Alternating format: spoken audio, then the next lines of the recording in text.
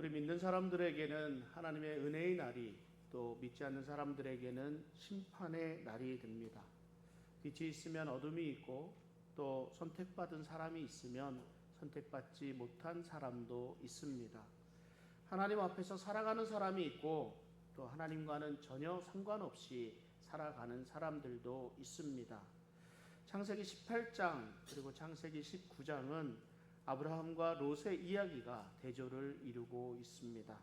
창세기 18장에서 하나님이 아브라함을 찾아오셨습니다. 그리고 아브라함을 통해서 아들을 낳을 것에 대해 말씀해 주셨습니다. 하나님이 아브라함을 떠나시면서 소돔성을 심판하실 것을 알려주셨습니다. 그런데 이때 아브라함의 모습이 기억나십니까? 알고 보니 손님들을 대접했는데 알고 보니 하나님과 하나님의 사자들이었습니다. 아브라함은 단순한 나그네를 대접하는 정도가 아니라 아주 극진히 대접했습니다. 잔치를 베풀었습니다. 고운 가루를 가져다 떡을 만들었고, 송아지 고기, 기름지고 좋은 송아지를 잡아서 그 고기를 요리를 했습니다. 아브라함이 준비할 때의 모습을 보니까 뛰어가고 달려가고 최선을 다하는 그 모습이 보여졌습니다. 하나님이 아브라함의 장막에 무엇 때문에 오셨겠습니까? 아브라함과 사라에게 아들이 있을 것이라는 확신을 심어주기 위해 오셨습니다. 아브라함은 늘 하나님 앞에서 경건한 삶을 살아가려고 합니다. 하나님을 믿고 하나님의 말씀에 순종하며 살아가고자 합니다. 하나님은 아브라함에게 축복하시고 그 축복의 말씀들을 한 가지씩 이루어 주셨습니다. 하나님은 아브라함을 복의 근원으로 세우셨습니다. 누구든지 너를 축복하는 자면 내가 축복하고, 누구든지 너를 저주하면 내가 저주하리라 말씀하셨습니다. 아브라함은 그래서 하나님 앞에서 살았습니다. 세상의 방법, 세상의 생활 방식을 따른 것이 아니라 어디에서든지 예배를 드리고 하나님의 언약을 의지하며 살았습니다. 하나님은 아브라함은 물론 그의 자손의 하나님이심을 선포하셨습니다. 그런데 이런 아브라함을 보면서 자란 롯의 삶은 하나님 앞에서의 경건과는 거리가 멀었습니다. 하나님이 세상을 창조하실 때 이 세상이 얼마나 아름다운 세상이었는지 모릅니다. 하나님의 말씀에, 하나님의 마음에 흡족할 정도로 하나님께서 아름답게 세상을 만들어 주셨습니다. 하나님이 처음 만드신 사람을 에덴 동산에서 살아가도록 하셨습니다. 하나님의 형상을 따라 만드신 인간을 하나님이 가꾸어 놓으신 아름다운 동산에서 살도록 하셨습니다. 하나님은 우리에게 기쁨과 즐거움, 그 행복함을 제공해 주셨습니다. 우리 모두가 하나님은 행복하게 살 수 있도록 해 주셨다는 말이죠. 그런데 하나님께서 우리에게 행복하게 살아갈 수 있도록 해 주셨는데, 어떤 사람은 그 행복을 느끼면서 살아가고 어떤 사람은 불행한 가운데 살아가는 사람이 있습니다. 하나님은 우리 모두가 행복하게 살아갈 수 있도록 해 주셨습니다. 그런데 우리 모두가 다 행복한 것은 아니라는 것이죠. 롯이 그랬습니다. 사실 롯의 출발은 좋지 않았습니다. 일찍 아버지를 여의고 큰아버지 집에서 살아야 했습니다. 그런데 이후에 롯의 기록을 보면 아브라함이 롯을 한 집안의 가장으로 세워주었다는 것을 알 수 있습니다. 창세기 12장 4절에 이에 아브라함이 여호와의 말씀을 따라갔고 롯도 그와 함께 갔으며, 아브라함이 하나님의 말씀을 쫓아갈 때 롯도 함께 했습니다. 롯도 하나님의 말씀 가운데 거하는 사람이었습니다. 창세기 13장 6절에 그 땅에 그들이 동거하기에 넉넉하지 못하였으니 이는 그들의 소유가 많아서 동거할 수 없었음이니라. 애굽에서 올라온 아브라함의 소유가 많았습니다. 그런데 그에 못지않게 롯의 소유도 많았습니다. 아브라함과 함께하며 롯이 풍부한 물질을 소유한 사람이 되었다는 것을 말씀하고 있습니다. 얼마나 복된 삶입니까? 누구와 함께 하느냐가 이렇게 중요합니다. 하나님의 말씀을 따르고 순종하는 사람과 함께 하니까 그 옆에 있던 롯도 저절로 복을 받는 거예요. 하나님이 세우시는 자와 함께 하니까 저절로 하나님의 축복 안에 거하는 삶이 되었다는 것을 볼 수 있습니다. 여러분, 우리 모두는 한 사람 한 사람이 리더라고 할 수 있습니다. 누군가의 리더죠. 리더라는 것은 누군가에게 영향을 주는 사람을 가리킵니다. 우리는 내가 무엇을 할 수 있느냐고 내 자신을 스스로 무시하는 경향이 있습니다. 잘못된 겸손의 모습이라 할 수 있습니다. 우리는 누군가에게, 모든 사람에게 영향을 주면서 살아갑니다. 문제는 그 영향력이 좋은 영향이 될 수도 있고 나쁜 영향이 될 수도 있습니다. 나를 통해서 삶이 바뀌고 인생이 바뀌는 사람이 있는 반면에 나 때문에 멸망의 길로 들어서는 사람이 있습니다. 내가 전한 선한 말로 위로받고 죄 가운데서 돌이키는 사람이 있고, 내가 던진 한마디 말에 상처받아서 아주 돌아서는 사람도 있습니다. 어떻게 해야겠습니까? 우선은 내가 잘해야지요. 그런데 내가 잘하는 것만으로는 부족하다는 겁니다. 잘 살고 있는 사람 곁에 있어야 합니다. 잘 살고 있는 사람, 믿음 생활을 잘하는 분의 곁에 있어야 그래도 떨어지는 고물이라도 있지 않겠습니까? 왜 그래요? 말씀을 읽고 기도하고 사랑의 언어를 사용하는 사람 옆에 있으면요, 어느새 내 자신의 말도 내 입에서 믿음의 날들이 나오는 것을 경험하게 됩니다. 롯은 어려서부터 하나님의 말씀에 순종하는 아브라함을 통해서 하나님의 축복 안에서 자랄 수가 있었습니다. 그런데 결정적으로 롯이 탐욕에 무너졌습니다. 그들의 소유가 많아져서 아브라함의 목자들과 자신의 목자들 사이에 다툼이 일어났습니다. 롯이 생각하는 거예요. 비록 내가 아브라함, 우리 큰아버지를 따라서 지금 다니고 있지만 엄연히 내 것은 내 것 아니냐, 이 마음이 들었을 거예요. 아브라함은 가족 간의 다툼을 좋게 보지 않았습니다. 그래서 롯에게 양보합니다. 네가 좌하면 나는 우할 것이고 내가 우하면 나는 좌하리라. 얼마나 어른스러운 선택입니까? 롯은 이것이 얼마나 귀한 일인지를 알지를 못했어요. 자신이 얼마나 행복한 환경에서 살아가고 있는지를 깨닫지 못한 거죠. 결국 롯은 자기 눈에 좋은 것을 선택합니다. 물이 넉넉하고 하나님의 동산같이 아름다운, 그러나 악한 도시 소돔이 있는 소알 땅을 선택합니다. 이것이 롯이 불행과 실패로 인생을 마치게 되는 시작이 되었다는 거죠. 사람들은 내가 이 불행한 팔자를 타고 태어났다, 이렇게 말을 합니다. 하나님이 나를 불행하도록 태어나게 하셨다는 거죠. 그런데 절대 그렇지가 않습니다. 하나님은 우리가 행복하기를 원하시고 우리가 행복할 수 있도록 우리의 삶에 많은 것, 모든 것을 다 제공해 주십니다. 다 허락해 주십니다. 다만 우리가 그 하나님이 허락하신 것들을 어떻게 받아들이고 그래서 어떻게 택하고 어떻게 하는 우리의 선택, 우리의 삶의 자세에 따라서 우리의 삶이 달라지는 결과를 가져오게 되는 겁니다. 롯이 아브라함과 헤어지기 직전까지는 걸림이 없었습니다. 행복한 삶이었습니다. 그런데 롯이 아브라함과 결별한 이후에 그 삶이 비참해져 갑니다. 무엇 때문일까? 우리는 생각해 봐야 합니다. 하나님과 함께하는 사람, 믿음 안에 거하는 사람과 하나님을 대적하고 하나님께 멀어진 사람, 우리는 늘 하나님 앞에서 믿음의 생활을 하는 사람 본을 받아야 된다라고 따라갑니다. 세상에 떨어져 있을 때, 하나님과 멀어져 있을 때의 삶은 우리는 보지 않아요. 그게 얼마나 비참한 삶인지. 성경에서 오늘 말씀해 주고 계시거든요. 롯이 바라보는 세상의 시각, 세상을 살아가는 삶의 방식, 그 태도에 문제가 있었다는 거죠. 롯은 아브라함이 선택권을 양보했을 때 아브라함을 생각하고 아브라함을 인도해 주시는 하나님을 생각했어야 합니다. 그랬다면 아마 다른 삶을 살게 되지 않았을까요?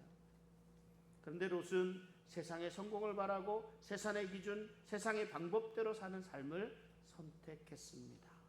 창세기 13장 10절에 보니까 이에 롯이 눈을 들어 요단 지역을 바라본즉 소알까지 온 땅에 물이 넉넉하니 여호와께서 소돔과 고모라를 멸하시기 전이었으므로 여호와의 동산 같고 애굽 땅과 같았더라 말씀합니다. 이 말씀을 보면서 롯의 생각을 볼 수 있잖아요. 그 땅은 가축을 기르기에 아주 적당한 땅이었습니다. 물이 넉넉한 목초지였습니다. 그러나 성경은 그 뒤에 이런 말을 덧붙입니다. 13절에, 창세기 13장 13절에 소돔 사람은 여호와 앞에 악하며 큰 죄인이었더라. 롯은 소돔과 고모라 사람들이 얼마나 악한가, 그곳이 신앙생활하기에 얼마나 어려운가를 생각하지 않았습니다. 우리 믿음 생활이라는 것은 그의 선택의 조건에 들어가지 않았다는 말이지요. 그의 선택의 조건은 다만 자신의 가지고 있는 소유를 잘 먹일 수 있는 물과 목초지였습니다. 자신의 재산을 늘리며 편안한 삶을 살 수 있는 곳이 삶의 조건이 되었단 말입니다. 여러분들은 어떻게 선택하고 있습니까? 여러분들이 비즈니스를 선택할 때, 직장을 선택할 때, 앞으로 살아갈 곳을 선택할 때 가장 중요하게 생각하는 조건이 무엇이 있습니까? 우리 믿음의 선배들은 믿음 생활을 생각했습니다. 신앙 생활을 생각했습니다. 첫째, 교회가 가까워야 했습니다. 가까운 교회, 새벽 기도도 해야 되고 교회 가서 예배도 드려야 되고 봉사도 해야 되니까. 둘째, 주일날 쉴 수 있는 곳을 택했습니다. 이것이 가장 기본적인 조건이었어요. 우리의 신앙생활하는 데. 롯은 선택할 때 물이 넉넉한 곳, 여호와의 동산 같은 곳을 선택했습니다. 외적 상황을 보고 소돔과 고모라를 선택했다는 말입니다.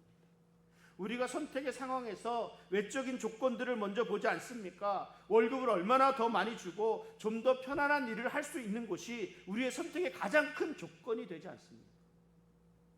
청년들이 배우자를 선택할 때 무엇을 보게 됩니까? 신앙 먼저 보라고 제가 말씀하죠. 여러 가지 제가 말씀을 드립니다. 신앙이 같아야죠. 그런데 외모며 출신이며 학력이며 재력 등을 먼저 보게 됩니다. 좀 안타까운 일이지요. 비즈니스 할 때도 마찬가지입니다. 세상적인 성공 무엇이겠습니까? 이 돈 버는 데만 집착하게 되니까 실패하게 되는 거예요. 이 비즈니스가 하나님께 영광이 되는 일인가? 내 믿음 생활에 유익이 되는 일인가? 내 신앙 생활을 방해하지는 않을까? 이런 조건들을 먼저 생각해야 한다는 말입니다. 우리가 하나님 중심, 성경 중심, 교회 중심으로 살아야 한다고 말을 하는데 우리 매사에 하나님을 생각하고 하나님의 말씀에 순종하고 하나님의 교회를 섬기는 마음으로 살아가야 하는 그런 살아가는 삶이어야 한다는 말씀입니다. 사무엘상 2장 7절에 우리 같이 한번 읽어볼까요? 여호와는 가난하게도 하시고 부하게도 하시며 낮추기도 하시고 높이기도 하시는도다. 우리에게 물질을 주시는 분도 물질을 거두어 가시는 분도 하나님이십니다. 그러므로 우리가 모든 것을 하나님의 눈으로 보고 하나님의 뜻대로 선택하고 하나님의 중심으로 살아야 하나님이 기뻐하지 않으시겠습니까? 하나님이 축복해 주십니다. 롯의 삶에 무엇이 문제가 되었습니까? 이러한 하나님을 바라보지 않고 세상의 성공, 세상의 기준을 갖고 세상의 방식대로 따르려고 했다는 거죠. 또 생각해 볼 것은 롯이 가지고 있는 이 세계관이라는 거예요. 롯이 가지고 있는 윤리의식이 있습니다. 롯이 바라보는 사회적인 시각이 있습니다. 오늘 창세기 19장 5절에 보니까 롯을 부르고 그에게 이르되 오늘 밤에 내게 온 사람들이 어디 있느냐 이끌어내라 우리가 그들을 상관하리라. 천사들이 롯의 집에 들어가는 것을 보고 사람들이 집으로 몰려들었습니다. 그리고 한다는 말이 우리가 그들을 상관하리라. 이 상관한다는 말은요 육체적인 성관계를 의미합니다. 육체적인 성관계. 소돔성이 왜 멸망했는지 보여주는 대목입니다. 하나님이 세상을 창조하시고 우리로 하여금 세상을 다스리도록 하셨습니다. 그리고 다스리도록 하시면서 여러 가지 명령, 우리가 지켜야 할 것들을 많이 주셨어요. 그 가운데 하나에 결혼 명령이라는 게 있거든요. 창세기 2장 24절에 보면 이러므로 남자가 부모를 떠나 그의 아내와 합하여 둘이 한 몸을 이룰지로다 말씀합니다. 하나님이 말씀하신 결혼은 남자와 여자가 한 몸을 이루는 것이었습니다.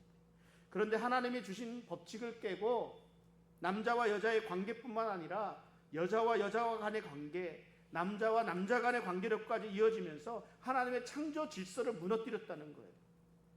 소돔성에서 이런 일이 은밀하게 이루어지는 것도 아니었습니다. 단체로 몰려와서 내놓아라, 우리가 상관하리라 할 정도 이렇게까지 됐다는 거예요. 자신들의 성적인 만족을 위해서 지나가던 사람들을 내놓으라는 것이죠. 이게 얼마나 성적으로 타락해 있었는지 그대로 보여주는 장면입니다. 그런데 이런 성적인 타락이 뭐가 문제죠? 뭐가 문제이기 때문에 우리가 이토록 이렇게 비판하고 정죄하고 있는 겁니까? 성적인 타락은 모든 인간의 인격적인 것, 인격이 파괴되는 모습을 보여주기 때문에 그렇습니다. 사람이 성적인 수치를 모르면요, 인격이 바로 설 수가 없습니다. 사람의 인격은 하나님 앞에서 하나님과의 바른 관계 속에서 온전하게 나타나게 되는 거예요. 하나님과의 관계가 파괴되면 하나님과 인간 사이 관계에서 그 인간과의 관계로 해서 나타나야 되는 것이요, 인간과 인간 관계 속에서 성적인 관계로 바뀌어서 나타나게 되는 겁니다. 이것이 종교적인 형태로 나타나게 되는데, 그래서 우상을 섬기게 된다는 거죠. 그래서 그런지 사이비, 이단 이런 것들이 가장 문란한 것들이 성적인 문제가 대두되는 것이 아닌가, 이런 생각이 듭니다. 하나님과의 교제를 통해서 세워져야 할 인격이 파괴되면서 성적인 문란함으로 대체돼서 나타납니다. 죄로 말미암아 그 마음에 하나님 두기를 싫어합니다. 그래서 하나님이 저희를 그 상실한 마음대로 버려두셨습니다. 합당하지 못한 일을 하도록 내버려 두셨습니다. 남자가 남자로 더불어 부끄러운 일을 하도록 내버려 두셨다고 로마서에서는 말씀하고 있습니다. 시대의 죄악이 가장 극에 달했을 때 나타나는 현상이 바로 이 성적인 타락의 문제입니다. 노아의 시대에도 그랬고 소돔성도 지금 그렇지 않습니까? 사사기 시대도 그랬습니다. 인류의 역사상 그 문명이 쇠퇴해 갈 때 나타나는 현상이 이 성적인 타락이었습니다. 오늘날 우리가 크게 경계해야 하는 일이 이 성적인 문란함, 음란함, 이런 문화들입니다. 성범죄, 성희롱, 성문제가 사회 이슈화되는 이 시대에 우리가 영적인 순결, 육적인 순결을 지켜가야 할 것입니다. 이 소돔이 멸망할 수밖에 없는 이유를 설명해 주는 이야기가 창세기 19장 전반에 걸쳐서 등장하는데요. 이 하나님이 천사가 롯의 집에 들어가는 것을 보고 사람들이 이들을 불러서 상관하겠다, 이들을 내놓으라 소리 지르잖아요. 그런데 이때 롯의 반응이 이렇습니다. 창세기 19장 8절인데요.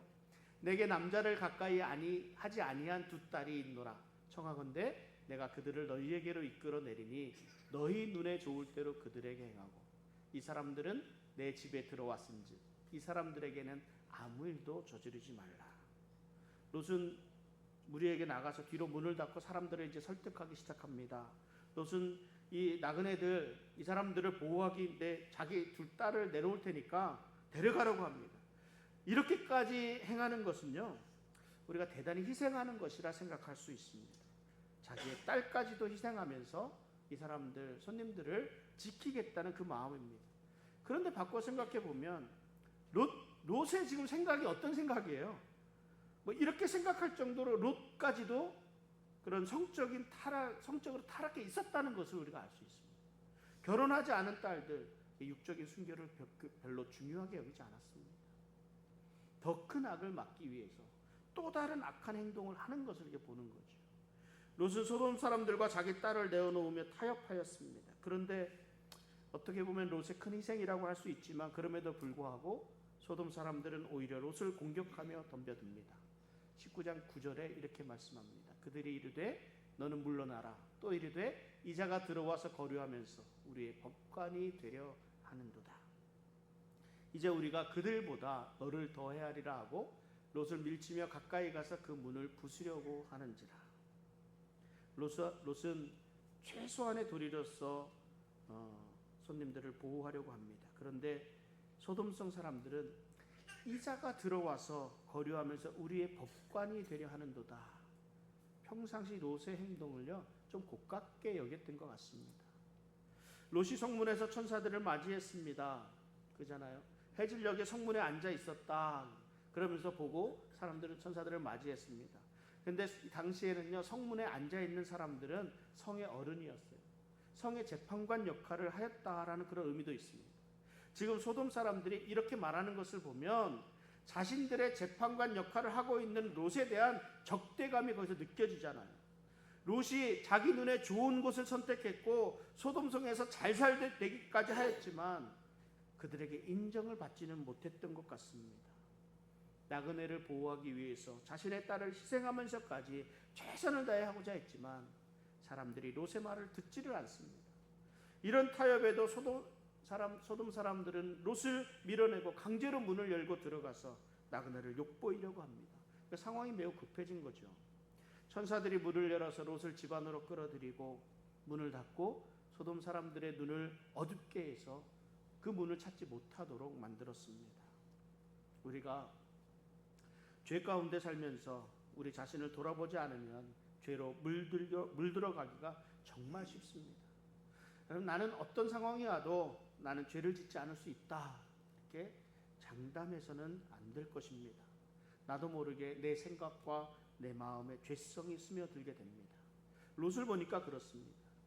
롯은 나름 하나님을 알고 하나님께 구별된 삶을 살겠다고 하지만 이 소돔 사람들의 악한 생각이 롯에게 그대로 스며들어가 있는 걸 봅니다. 롯도 성적인 타락, 그 성적인 거룩함을 유지하지 못하고 있는 것을 보게 됩니다. 저와 여러분들은 이 세상 속에서 살아가고 있습니다. 우리의 거룩함을 유지하기가 정말 어려운 시대입니다. 그러므로 더욱 경건에 힘쓰는 성도가 되어야 합니다. 매일 내 자신을 돌아보고 하나님 앞에서 새로운 마음으로 늘 일어설 수 있어야 합니다. 이 롯의 삶의 문제가 여러 가지 이게 나오잖아요. 근데 그 안에 또 이렇게 지체한다라는 표현이 있습니다. 꾸물거린다는 말이에요. 창세기 19장 13절에 보면 그들에 대한 부르짖음이 여호와 앞에 크므로 여호와께서 이곳을 멸하시려고 우리를 보내셨나니 우리가 멸하리라. 천사들이 소돔성을 멸하려 한다고 하나님의 말씀을 분명하게 전해 주었습니다. 그래서 롯에 속한 자들, 네 아내와 딸들을 다 데리고 나가라고, 성 밖으로 이끌어내라고 말씀합니다. 그런데 롯이 꾸물거립니다. 움직이려 하지 않습니다. 그러니까 롯이 이 딸들과 결혼할 사위를 찾아가서 이제 이 섬이 멸망하니까 빨리 우린 나가야 된다고 얘기를 합니다. 그러니까 성경에 뭐라고 얘기하냐면 이 사위들이 농담이라 그러는 농담. 아마 그 아내도 그렇고 그 딸들도 그렇고 아니 이렇게 좋은데 무슨 멸망하겠느냐고 그러지 않았겠습니까? 그러니까 찬성하지 않는 그 모습을 보면서 롯도 그럴까? 이런 생각이 들었겠지요. 그런데 창세기 19장 15절 16절에 이렇게 말씀합니다. 우리 같이 한번 읽어보겠습니다. 동틀 때에 천사가 롯을 재촉하여 이르되 일어나 여기 있는 네 아내와 두 딸을 이끌어내라. 이 성의 죄악 중에 함께 멸망할까 하노라. 그러나 롯이 지체하매 그 사람들이 롯의 손과 그 아내의 손과 두 딸의 손을 잡아 인도하여 성 밖에 두니 여호와께서 그에게 자비를 더하심이었더라. 롯이 얼마나 꿈을 대고 지체했으면 천사가 롯의 손을 잡고 인도해내었습니까? 이 하나님이 강제로 롯을 구원해 주셨어요. 하나님이 아브라함을 생각하셔서 롯을 구원해 주시려 하지 않았다면요, 이 지체하는 롯은 그 땅에서 구원받지 못했을 거 아닙니까?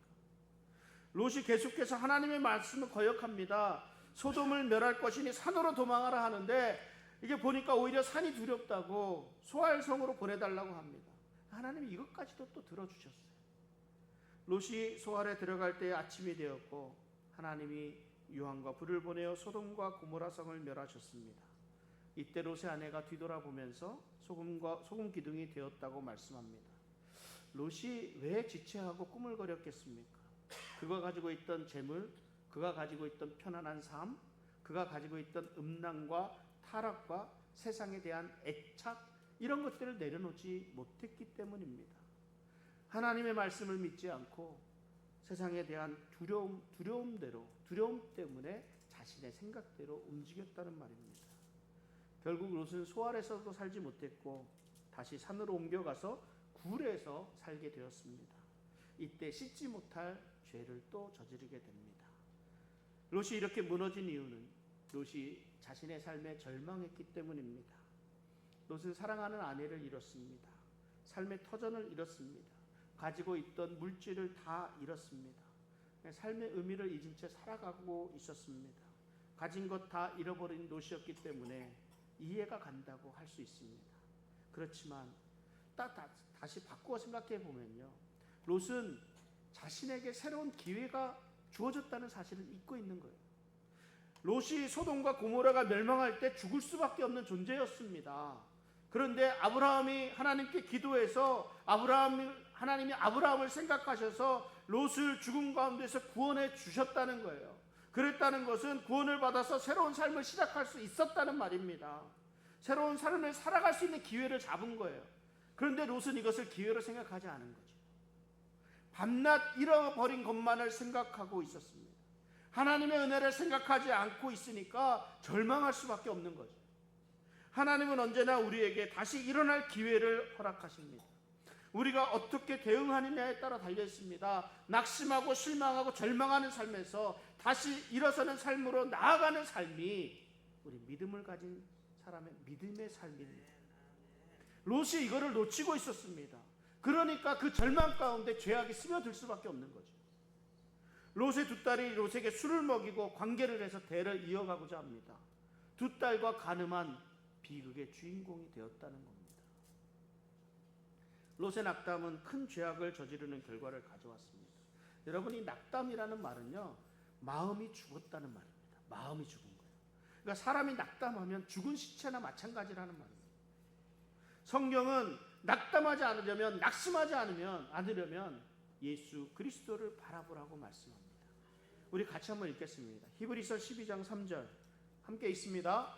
너희가 피곤하여 낙심하지 않기 위하여 죄인들이 이같이 자기에게 거역한 일을 참으신 일을 생각하라. 우리가 낙심하고 우리가 지치고 우리가 실망해 있을 때, 절망의 순간에 우리는 우리의 눈을 들어서 십자가를 지심으로 끝까지 참으신 예수 그리스도를 생각하라 말씀합니다. 오늘 말씀을 정리해 봅니다. 하나님 앞에서 하나님의 말씀에 순종한 아브라함은 하나님의 약속의 말씀이 이루어지는 것을 보게 되었습니다. 그러나 아브라함을 떠나며 하나님을 떠난 롯의 삶은 죄악에 물든 삶이 되었습니다. 그의 삶은 하나님을 떠나 죄악의 도시 소돔과 고모라의 삶에 익숙해져 있었습니다. 거룩하게 구별된 하나님의 백성의 삶이 아니고 음란과 폭력의 난무한 가운데 어둠의 지배를 받으며 스스로 그 삶에 스며들어 있었습니다. 롯은 이 땅에 남겨둔 것에 대한 미련이 있었습니다. 천사가 강권해서 소돔에서 인도해내야 할 정도로 미련을 가지고 꿈을 대며 떠나가기를 두려워했습니다. 자신이 가지고 있던 재물, 자신이 가지고 있던 지위, 자신이 가지고 있던 쾌락의 문화들을 내려놓지 못했습니다. 이 잃어버린 죄악의 덩어리들이 롯을 절망하게 했고 두 딸과 간음하게 되는 비극의 주인공이 되었습니다. 아브라함의 중보기도로 말미암아 소돔과 고모라의 멸망에서는 구원을 받았지만 여전히 하나님의 말씀을 따라 새로운 삶을 살아가기보다는 절망에 빠져 있었기 때문에 더욱 큰 죄 가운데로 들어서게 되었던 이 롯의 삶이 오늘 우리에게 전해주는 교훈이 크다 하겠습니다. 하나님을 떠난 자의 삶은 결국 멸망으로 들어서는 길일 뿐임을 우리가 생각해야 합니다. 우리는 세상의 온갖 죄 가운데 살아가고 있습니다. 때로는 우리의 눈이 가려져서 하나님의 말씀을 제대로 보지도 못하고 귀가 가려져서 하나님의 말씀을 듣지도 못할 수가 있습니다. 그래서 실수하고 실패하고 낙심하고 실망할 수 있습니다. 그럼에도 불구하고 하나님이 우리의 눈을 열어주시고 우리의 귀를 열어주셔서 하나님의 말씀을 제대로 깨달아 알게 해 주시기를 기도합니다. 우리의 마음과 생각을 주장해 주셔서 하나님에게로 빨리 돌이킬 수 있도록 해달라고 기도합니다. 우리를 구원해 주시고 새로운 삶을 살아갈 수 있는 기회를 허락하신 하나님의 은혜에 감사하며 살아갈 수 있는 우리 성도의 삶들이 되시기를 바랍니다. 우리 이 시간 같이 좀 기도하겠습니다.